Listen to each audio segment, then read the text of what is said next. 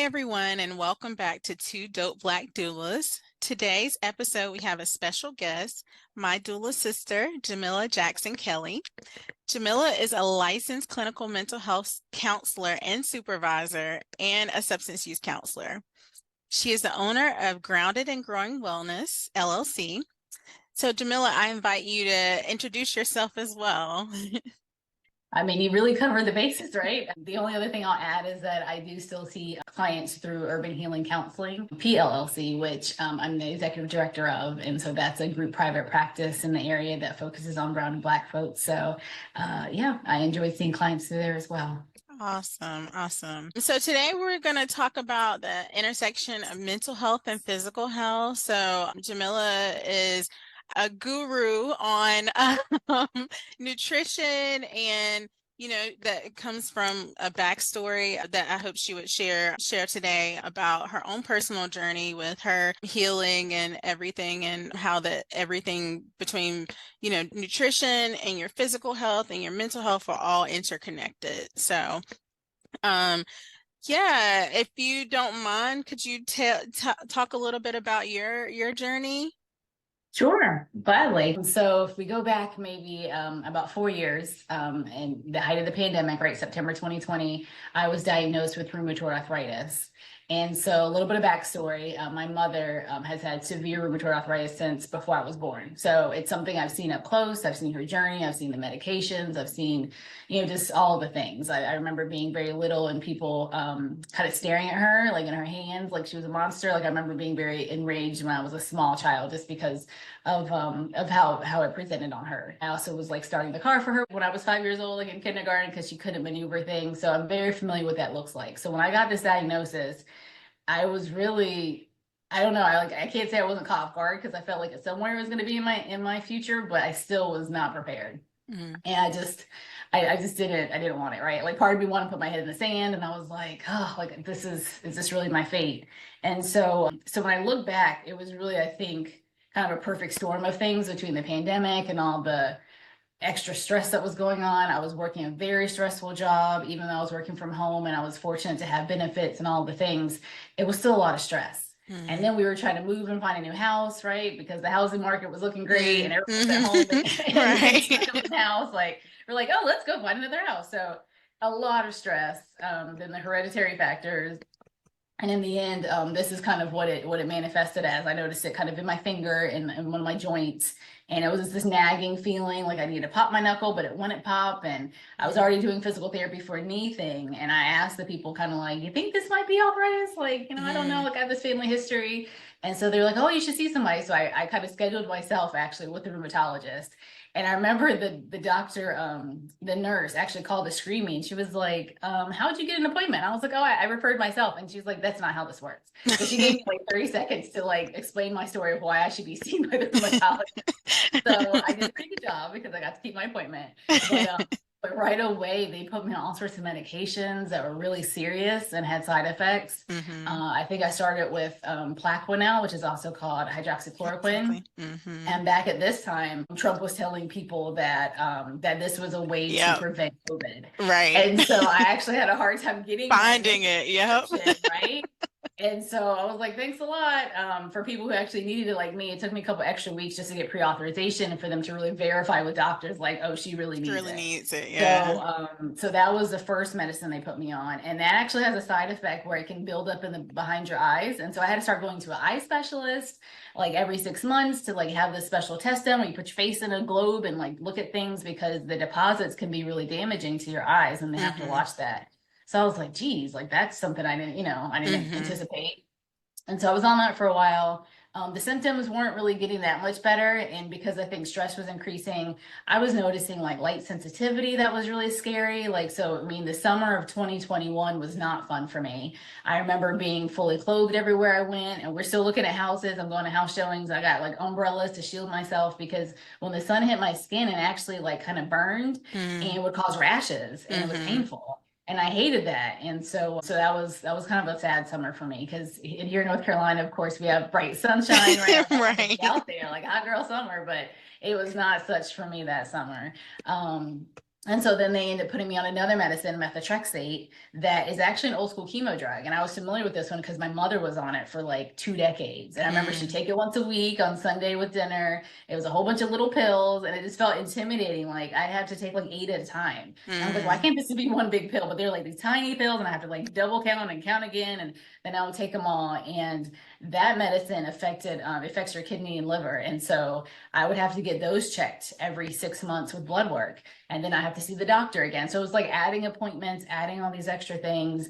I had to be really careful about like alcohol consumptions. Really, at this time, I had to stop drinking because I was like, I can't time it with when I'm supposed to take the medicine. mm, I was mm. trying to be like really careful, and it just wasn't worth it in the end. So that was one of the first things to go, was kind of drinking alcohol. And I wasn't drinking a lot, but just, my glass of Yeah, wine or whatever, yeah. all that went away. And so I was on methotrexate. And then over time, it was like, oh, you're still not progressing like we want. You're still having these symptoms. At one point, they were talking about me having lupus possibly, which was super scary. I know you're familiar, and I was just like, what now? Like, what is Yeah. it? One, is it both? Like, which is it? But my hair was falling out. I actually ended up cutting my hair pretty short because it wasn't a whole lot left, and it looked really Mm, sad. So I'm mm. happy to say that it's grown back now, but this was pre what it looked like, but it was short, it was stringy, it was just not much going on. So yeah, it really affected my life in a lot of ways. And so around this time, I was just kind of thinking, like, what else is there? Like, there's got to be a better way. Like, I've got two boys. I'm a boy mom. Right now, they're about to be 7 and 16, but back then they were like, I don't know, 13 and 5 or so. And I couldn't imagine myself being on medicines, like really Mm, serious medicines like this for the rest of my life. And then they introduced another medicine. So they took me off the Plaquenil. Then I started Humira, which is actually an immunosuppressant, and mhm, it's an injectable. And so not only am I immunocompromised because of rheumatoid arthritis as a autoimmune disease, but I'm also like purposefully being immunocompromised by the medicine, because that's one way to treat autoimmune diseases, is to kind of like hamper your immune system a bit, right? So that it's not overreacting to itself. yeah. And so I started these injections, and that wasn't fun, right? Like, I mean, I figured like the injection part wasn't the worst of it. It was really kind of like all the build up to it. I had to do it once, I believe, every other week. And they have videos, and there's an app to help you out. There's all this support around it. But, when you have a misfire, the medicine goes down your stomach, and like your skin starts to react, and you have big welts. Like, that's stuff they Mm, don't really prepare you for. And yeah. so I just remember having a lot of those kind of situations and being like, okay, there's got to be something better. So along the way, I would make my questions for my doctors, and a lot of it would center around like, what should I be eating? Like, I hear about nightshade vegetables. I hear about this, like, what's going to trigger, what's going to trigger my symptoms, because I want to eliminate those things. So it kind of just started with a deep dive with that. I was kind of connected with certain people for different reasons, and I ended up having conversations with folks about really anti-inflammatory diets. Mm, And I was probably around this time, maybe 6 months before I was diagnosed with RA, I was told I was lactose intolerant. And so that was sad. I'm still grieving cheese to this day, like 4 years later. Like, I miss my good cheese, but I was kind of told by my gastroenterologist through a telehealth visit. She was like, "Yeah, your symptoms sounds like you're probably lactose intolerant," which isn't uncommon for people of color, especially as we get older. And so, it was like, all right. So as I'm learning about anti-inflammatory diets, I'm learning that dairy is really inflammatory. So it's kind of like, okay, mm, good riddance. Like, there's a reason why I shouldn't be taking that in. But then just looking at other kinds of meats and animal products, and I've never really eaten pork. I was born into a Muslim family, so pork was never in my diet really. But I like me a good steak. I liked my good red meat. And then chicken was all right. I love seafood. So I was kind of like, how am I going to balance this? Like, what's this going to look like? And the more and more I talked with folks and kind of ranked the inflammatory foods, like beef was up there. Like, it mm, was like number one. mhm, Lamb is up there too, which I enjoyed on occasion. But like, your poultries and your seafoods were kind of low. But mhm, I was trying things. I was even like eating seafood with like the shell on, like the like shrimp. I actually would try shrimp with the shell on because I heard it had glucosamine chondroitin in it. And so I was like, well, that can help my joint. So hey, give your jaw a workout, because it was the crunchiness, like after a whole meal of shrimp with the shells on, I was like, my jaw is tired. But I was trying all sorts of things. And so in the end, I found this program it was called Paddison Program. I think now he calls it Rheumatoid Solutions, but basically it's like, it starts out with just like a fresh start. It's just a whole like elimination diet. And I found him and his program, and his story was interesting. He's an Australian researcher, and he was having really bad RA in the knees, really inflamed, and he was eating some cherries or something, and it made him sick. And when he realized his stomach, his system was empty, he realized he felt really good. So he was like, there's some kind of gut, connection here. So then he started slowly reintroducing things over years to figure out what gave him triggers and what didn't. And really from that is what he started this program. And so I started that. It was a huge, kind of life-changing thing. Even though I had already been, dabbling here and there, this was a full-on commitment. So I remember it was like after Mother's Day of that year, probably Mother's Day of 22, because we had like a fancy Mother's Day brunch at like the clubhouse where I live, and that was kind of like my last supper. Like that was the last time I ate all the conventional foods, because that weekend, the following weekend was when I just went cold turkey with it all. So the first 3 days were raw, lots of leafy green vegetables, and the idea is that he's linking it to leaky gut syndrome. And so the idea is that leaky gut syndrome, there's certain things like permeating the bowel, and those things are like kind of leading to your joints, and it's causing the inflammatory symptoms and all of that. And so I just went all in. So with the leafy greens, you're healing the gut, you're healing the colon, so that eventually things won't permeate it, and then you can kind of resume what you want to eat, whatever level. But I have stayed vegan for the past 2 years. I was gluten-free very strictly in the beginning. I do eat gluten. I have to be choosy about my gluten. So if it's really worth it, I will eat it. If it's not worth it, I'm not trying to have a bunch of gluten in one day. So if I had pasta, one setting, I'm not going to have bread later. But I really just very mindful. So in all, I'm really just doing very mindful eating. I'm still vegan, and just focusing on, getting the things that my body needs, because I had to look at medicine as food is my medicine, because I didn't want to be on those medicines anymore. So I am happy to report that I was able to get off the Humira. I haven't been on it since June of 2023. So when my doctor saw me, he was kind of like, oh, there's no evidence of inflammatory markers in your blood work. There's no, like your bones, your joints look good in the x-rays. So he was like, I think we can maybe take you off the Humira. And I was like, maybe. I was like, this was my goal. Like I told you this a year ago. And he was like, oh, slow down. I was like, oh no, you're telling me once. You don't have to say it again. I'm ready to get off. So I was like, where can I give these extra pins to? I had 2 in my refrigerator. I was like, I'm ready to donate to somebody else. So I took them to his office, and I haven't been back. So I'm very happy to report I've been able to get off all the medicines. I have not been taking any kind of immunosuppressants, any kind of rheumatological drugs in over a year and a half. Yeah, and I remember when we first connected and we met, and I was drawn to you and your story because like you said in the beginning, I too have lupus. So I experience a lot of those like joint pain and that sort of thing. And I'm also on Plaquenil or hydroxychloroquine as well. I did not have any issues during the pandemic, thank goodness, finding my medication. But I do remember him saying, like, president at the time saying, yeah, if you take that, it'll cure COVID, and people rushing out, and there were reports that, there were low supply on Plaquenil. And I'm like you said, like I take this medicine on a daily basis. Like, why would you do that? But, I remember, hearing you talk about how, you were able to like kind of reverse your symptoms with using food as your medicine. And I'm on my own journey because I too like a little steak and a little lamb.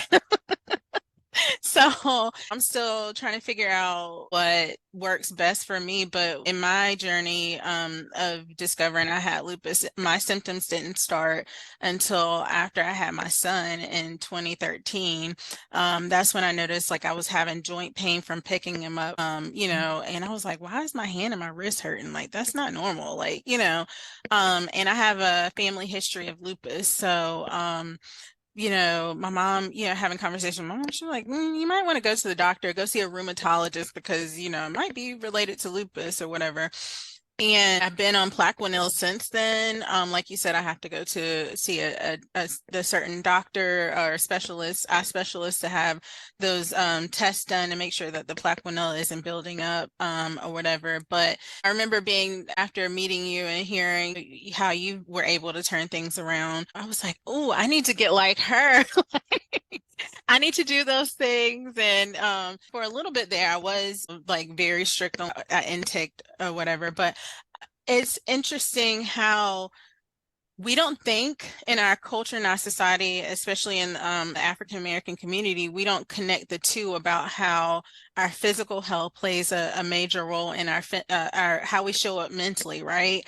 A lot of our what we're taught is that everything is centered around food in our culture, right? So you have a birthday, we're gonna eat something, we're going out to eat, or we're gonna cook something, right? Or it's a celebration, it's a holiday, we're gonna cook. Thanksgiving, we're cooking. So Right. What dish are you bringing? Who's bringing the mac and cheese? Like I right. ain't coming. So and so's bringing the potato salad, right? We. Oh, right. And we got to make sure a specific person is bringing the specific dish that That's we right. are Those accustomed assignments are to eating. serious. But it's interesting too that you mentioned about being lactose intolerant. Like a lot of Black people, African American people are lactose intolerant, and some of us suffer through. Like we're just we want our mac and cheese, you know, with the regular cheese, so we suffer through. And then some of us are like, we need to do something different because of our symptoms or whatever. But I am really big and wanting to talk about and bring awareness about how all of our mental health, our physical health, and everything is connected. And if we're feeling better in one area, like in our physical health, if we feel better in that, then our mental health is going to, you know, coincide and it'll be the same way. Like we'll feel better that way too. So I was really, Absolutely. really drawn to you when we had that conversation.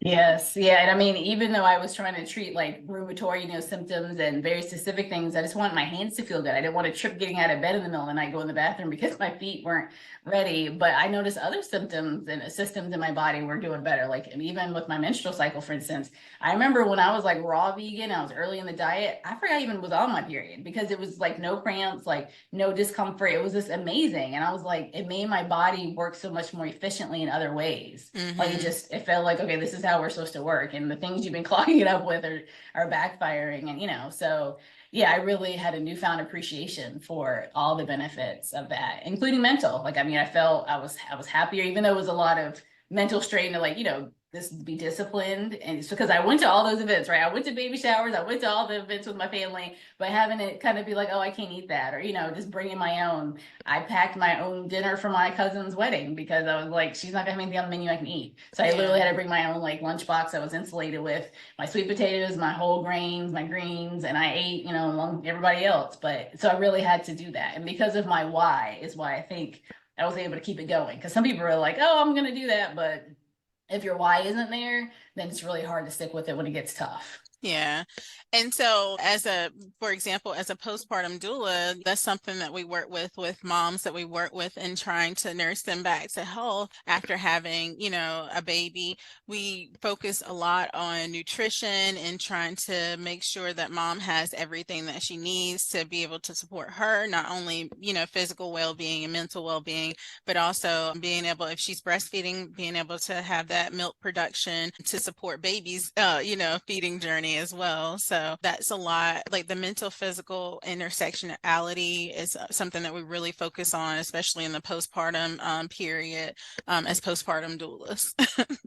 Absolutely, yes. And I for my last client I had back in April, I had an amazing home birth, and a lot of times I just found myself feeding her, like literally physically feeding her because her hands were full. She's either nursing or she's trying to do something with the baby, and I'm like, your food is here, it's getting cold. Like you Mhm. need this just as bad as the baby needs, the Absolutely. milk that you're producing. So I was just like, you want me to feed you? Like, okay, here we go. And so I mean, even right after birth, of her home birth, like I remember feeding her like maybe that next morning and then like a couple weeks later, just because her hands, you just need another hand, you need a couple extra hands, and that's what doulas do. We fill in. And so it didn't feel weird like feeding another grown woman because that's what was needed in the moment. We would laugh about it and stuff later, but in the moment that's what she needed. And that client I had was really great at being like proactive. I mean, she had prepped her meals ahead of time. She had things in the freezer. She had great ingredients like ginger and turmeric and broths and things that were really nourishing to her. But like, what good is all that preparation if you can't actually get it in your body? So that's where I Right. was just, that extra hand for her. But Right. yeah, it's so important. Right. And after it's like It's interesting, and I've heard this, we talk about this sometimes within the doula community, about when you're pregnant, the focus is on you because you have the baby and you want to make sure mom is healthy so that the baby's healthy. But once sometimes, and we're getting better about this, but once the baby is out, most of the focus goes towards the baby and not on mom. So to your example, like, no, like, no, you mom, you need to get some of this too. So like, here, I need to support you to be able to support baby. It's like a ecosystem, right? I support mom, mom supports baby, you know? Absolutely. Yep, that's it.